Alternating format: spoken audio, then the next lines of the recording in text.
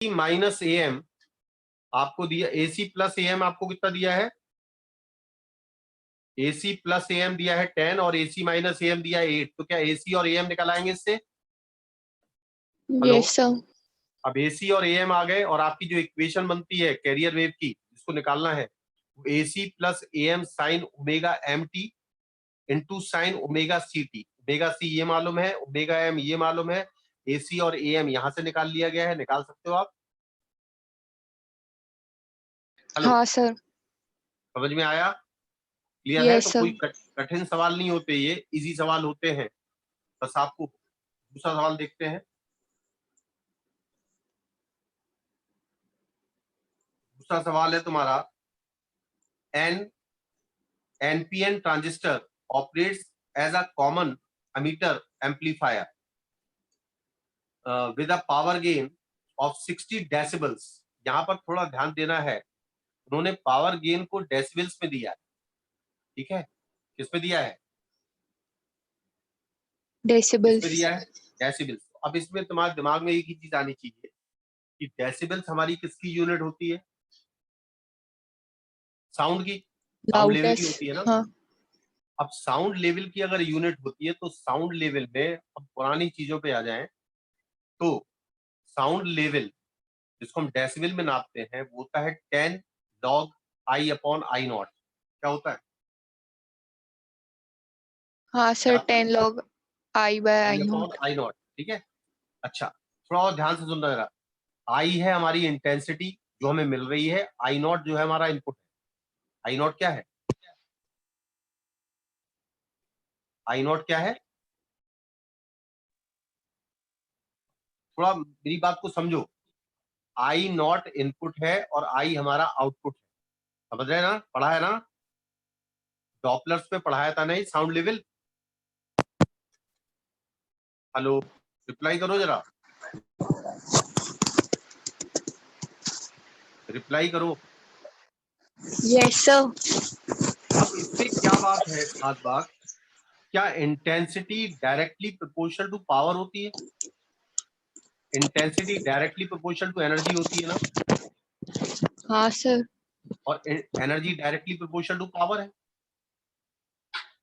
हाँ सर। तो इसका मतलब ये हुआ कि भाई जो लेवल हमारा इंक्रीज हुआ वो हमें पावर गेन डायरेक्ट देगा। कैसे? देखो, बस हमारा फॉर्मूला हमें मालूम होना चाहिए कि हमारी जो पावर गेन,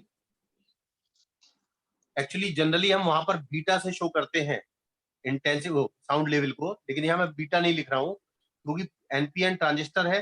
तो बीटा यहाँ पर करंट गेन होता है। क्या होता है बीटा? Current gain. और आप याद करो, बीटा इज इक्वल टू होता है, हमें जो करंट मिलती है वो कलेक्टर करंट होती है डिवाइड बाय इनपुट करंट, यानी कि बेस करंट आई बी। होती है। याद है? यस याद है कि सर। नहीं? अच्छा, दूसरी बात है, अगर हम पावर गेन की बात करें, power gain, power gain is equal to होता है voltage gain into current gain. Power gain is equal to क्या होगा? V into I. Hello, hello, मेरी आवाज आ रही है? Power gain is equal to voltage gain, voltage gain into current gain. अरे यस सर। होता कि नहीं? VI। हाँ सर। अब voltage gain is equal to होता है current gain into resistance gain. Resistance gain का मतलब है कि आउटपुट में हमारा कितना रेजिस्टेंस है अपॉन इनपुट में कितना रेजिस्टेंस है। आया कि नहीं आया? और into current yes gain already है, तो करंट गेन का स्क्वायर हो गया ये। क्या हो गया ये?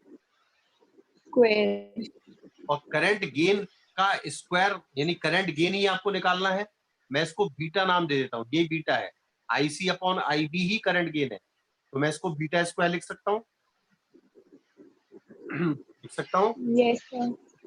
अब थोड़ा ध्यान ध्यान दें, जो हमारी डेसिबल्स में इंटेंसिटी है वो 60 दी है, बराबर होता है 10 log I upon I naught. I upon I naught को power power output upon power input भी कह सकते हैं, मैंने भी बताया power output upon power input. समझ में आ रहा? Yes sir. अब इसमें 10 log P अपॉन यानी P upon P input equal to क्या, इसको 10 की पावर 6 लिख सकते हैं। अरे 6 equal to log yes sir. Base 10 होता है, क्या होता है बेस। 10। अब जब लॉग हटेगा तो 10 की पावर 6 हो गई है, यस सर। तो यहाँ पर पावर गेन की जगह 10 की पावर 6 लिख दो, बीटा स्क्वायर निकालना है। और आर नॉट उसने आउटपुट रेजिस्टेंस दिया है, देखो कितने किलो ओम दिया है, देखो कितने किलो ओम दिया है। चलो मैं देखता हूँ कितना दिया है, देखना 10 किलो ओम।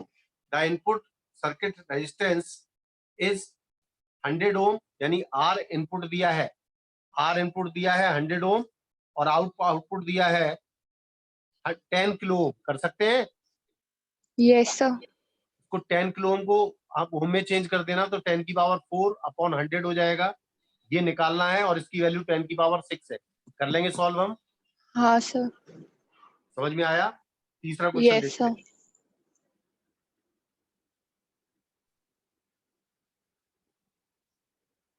देखिएगा third question,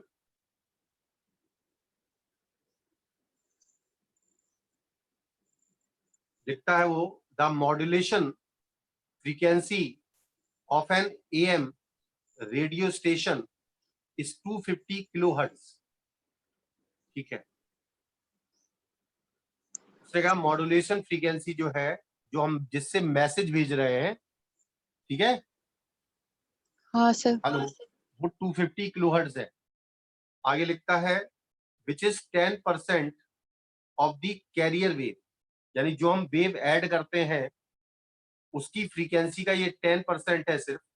if another amplitude modulated station approaches you, find for licence what broadcast frequency will you allot. पहले हमें ये मालूम होना चाहिए क्वेश्चन कहना क्या चाह रहा है। आप जानते हो कि हमारा जो एम्पलीट्यूड सिग्नल है वो बैंड विड्थ पे काम करता है। ये तो कैरियर वेव है एसी, ये वाली है, इसकी फ्रीक्वेंसी जो है, याद करो, इसकी फ्रीक्वेंसी जो है ओमेगा 1 इक्वल टू होता है omega C minus omega M. क्यों भाई, याद करो। और हाँ ये सर। वाली जो फ्रीक्वेंसी है बैंडविड्थ की बात कर रहा हूँ, ओमेगा 2 जो होता है होता omega C plus plus omega omega M. M. समझ में आ रहा है ये? Yes sir. तो हमारा जो रेडियो स्टेशन है इन दोनों फ्रीक्वेंसी के बीच में टेलीकास्ट करता है, सही है? हेलो, सही है ना? Yes sir. अब वो ये लिख रहा है कि ओमेगा सी का 10% का 10% क्या ओमेगा एम है कि नहीं? Yes sir. अब ओमेगा एम 250 दिया है इसने किलोहर्ट्ज, दिया है 250 किलोहर्ट्ज, किलोहर्ट्ज है, यस सर। किलोहर्ट्ज लेना। तो ओमेगा सी कितना आएगा इससे? 2500 किलोहर्ट्ज आएगा ना, मल्टीप्लाई कर दिया क्रॉस। हाँ सर। इसका मतलब हमारी जो रेंज है वो कहां से कहां तक है, जहां पर हम टेलीकास्ट कर रहे हैं 2500 माइनस 250 यानी 2250। तो भाई 2250 हर्ट्ज से लेकर के 2750 हर्ट्ज तक, किलो हर्ट्ज तक है, यस नहीं है? सर। मतलब हम इस रेंज में इसको अलॉट नहीं कर सकते, हम इस सिग्नल, इस रेडियो स्टेशन को ये वाली फ्रीक्वेंसी अलॉट नहीं कर सकते। आया समझ में? सर नहीं कर सकते या कर सकते हैं? नहीं, ये वाली तो हमें जो दी है उसके अकॉर्डिंग हो गई। अब उनने कोई जो फ्रीक्वेंसी दी है, सुनो, हेलो, ये जो देखो ध्यान से क्वेश्चन पढ़ो। क्वेश्चन ये लिख रहा है वो कि उसने ये कहा है which broadcast frequency will you allot, मतलब अब उसके बाद हमें इसको जो नई देनी है, इसको जो नई देनी है वो इनमें से चूज करके देनी है। नहीं क्लियर हुआ? हाँ सर। तो उनमें थोड़ा ध्यान से समझना, अगर मैं सारे समझा रहा हूं आपको, ये तो उसने अलॉट कर दी है, ये अलॉटेड है से ऑलरेडी, यस सर। हेलो, ये तो कर ही रहा है। अब उसके बाद उन्होंने ये कहा है कौन सी हम अलॉट कर सकते हैं। जैसे फॉर एग्जांपल उन्होंने 2000 किलोहर्ट्ज लिखी, कैरियर वेव को कितना लिखा उसने, पहला वाला पार्ट देखो, इसका पहला ऑप्शन देखो, कैरियर वेव की यस फ्रीक्वेंसी सर। कितनी लिखी है, 2000। तो इसका मतलब आपका ओमेगा एम कितना हो जाएगा, इसका 10% 200 हो गया, हाँ सर। तो इसका मतलब ये 2200 किलोहर्ट्ज से 2200 किलोहर्ट्ज से लेकर के ये होगा 1800 किलोहर्ट्ज तक। क्यों भाई? Hello yes hello, sir. नहीं आया समझ में? आया सर। हाँ, अब इसके बाद दूसरा देखो, अब ये 2200 से लेकर के 1800 हमारे पास कहां से कहां तक था, हमारे पास कहां से कहां तक था, 2250 से 2750 था ना, यस सर। तो इसके बीच में तो नहीं आ रही इसकी रेंज, नहीं सर। तो इसका मतलब इसको अलॉट कर सकते कि नहीं कर सकते, बाकी और चेक कर लो, बाकी वाले और चेक करो, बाकी वाले और चेक करो, 2250 प्लस 225, 10% जोड़ो, हाँ सर। कितना आ रहा, बीच में आ रहा ना? मतलब सर इसमें एक एक ऑप्शन चेक करना पड़ेगा। हाँ कर सकती हो ना, कोई दिक्कत नहीं हो, तो 1 मिनट का यस काम सर। है। समझ में आया ये? हाँ सर।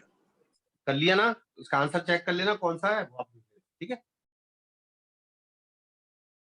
हेलो, ठीक है ना? Yes sir. अच्छा, एक तुमने कल मुझसे बार बार पूछ रही थी कि वो हम एवरेज टेम्परेचर क्यों नहीं ले रहे, इसमें एक खास बात ध्यान रखना, एवरेज क्यों ले रहे हैं, पूछा था ना तुमने, यस सर। वो स्टीम वाला क्वेश्चन था, ठीक है ना? हाँ सर। उसमें एक खास बात देखना है, इसमें ऑप्शन पे भी गौर किया जाता है, जो चार मुझे ऑप्शन नहीं मालूम आपने क्या दिए थे, दिए नहीं थे, उस ऑप्शन में अगर एलएन में आंसर है, किस पे आंसर है, एलिन। एलएन में, तो हमें जो मैंने कल बाद में बताया था मेथड उससे करना है, और अगर एलएन में आंसर नहीं है तो एवरेज टेम्परेचर डिफरेंस लेके करना है, नहीं तो आंसर नहीं आएगा आपका। Yes sir. थोड़ा ध्यान रखना इस बात का अच्छी तरह ना। चलिए एक क्वेश्चन और दिया तुमने, और पढ़ते हैं, और सुनो जो जो क्वेश्चन होते जाए ना, जो डाउट निकलते जाए 4-5 per day, yes sir. Hello, वो आप भेजते रहो। हाँ सर। एक क्वेश्चन ये दिया है उसने, the intensity of X-rays from a Coolidge tube is plotted against the wavelength lambda as shown in the figure. The minimum wavelength found to be lambda c and the wavelength of the k alpha line is and the wavelength of k alpha line is lambda k. As the accelerating voltage is increased, तो उन्होंने difference के बारे में बात करी है। देखो easy question है, एक्चुअली एक्सरेज होती क्या है और कैसे बनती है। ये एक मैंने बताया था आपको, एक हाई मेल्टिंग पॉइंट और हाई एटॉमिक नंबर वाला सब्सटेंस है, जैसे मॉलिब्डेनम लिया हमने, और इसमें जो इलेक्ट्रॉन है बहुत हाई वेलोसिटी से जाके स्ट्राइक करते हैं, और इसमें से एनर्जी को निकालते हैं फोटोन की फॉर्म में, जिसको हम एक्सरे फोटोन कहते हैं। क्या कहते हैं, क्या कहते हैं? हेलो, आवाज आ रही है? Yes sir. इसको हम एक्सरे फोटोन कहते हैं, that is just reciprocal of photo electric effect. Photo electric effect में हम फोटॉन्स डाल के इलेक्ट्रॉन निकालते हैं, इसमें इलेक्ट्रॉन डाल के एक्सरे फोटोन निकालते हैं। समझ में आया? Yes sir. अब सोचना के अल्फा लाइन क्या होती है।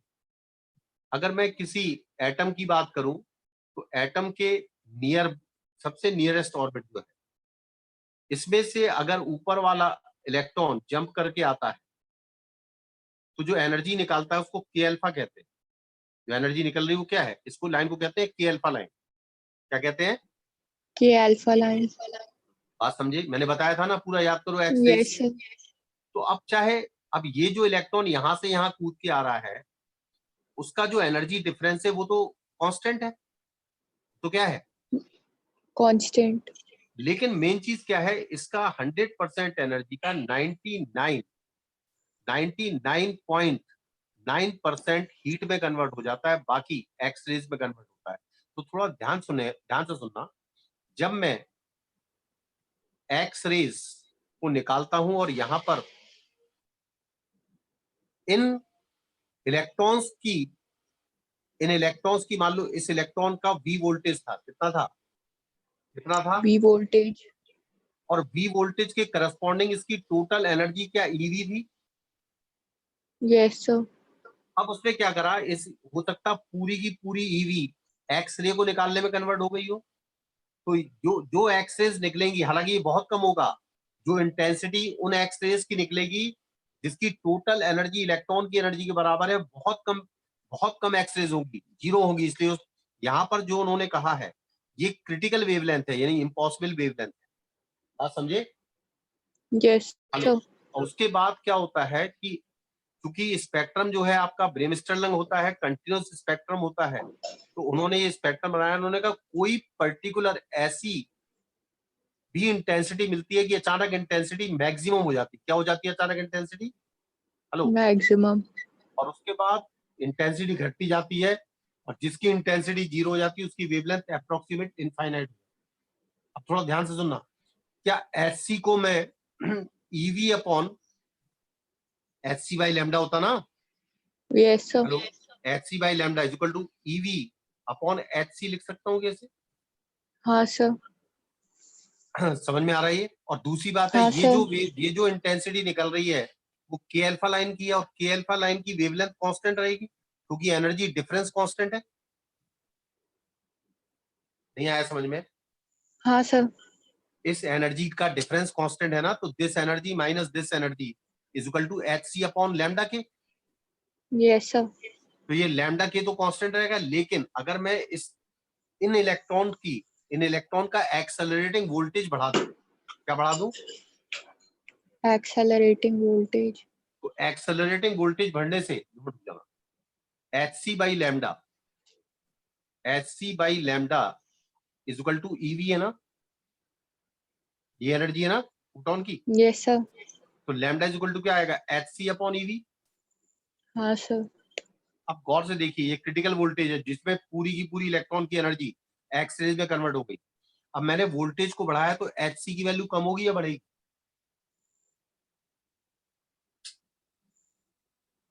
अगर मैं एक्सेलरेटिंग वोल्टेज को बढ़ाता हूं इलेक्ट्रॉन के, तो एच सी की वैल्यू घटेगी या बढ़ेगी? सर अरे एच घटेगी सी ना। की या लैम्डा की? अरे हाँ, लैम्डा की, सॉरी लैम्डा की। कम होगी सर। अब लैम्डा की जब कम होगी तो डिफरेंस बढ़ेगा या कम होगा? ये तो लैम्डा लैम्डा ये तो कांस्टेंट है, लैम्डा के क्या है, कांस्टेंट।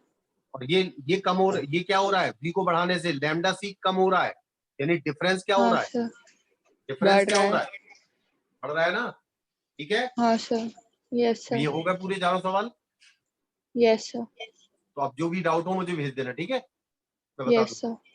हाँ, क्या नाम, वैष्णवी, हाँ सर। आज पूरे सवाल कर लेना गॉस के, हाँ जो भी सर। डाउट आए मुझसे पूछना, भेज देना, ठीक है, आज ही भेज देना। हाँ सर। आज कोशिश करना आज ही खत्म हो जाए तुम्हारा, ठीक है। हाँ सर ठीक। ठीक है, ओके।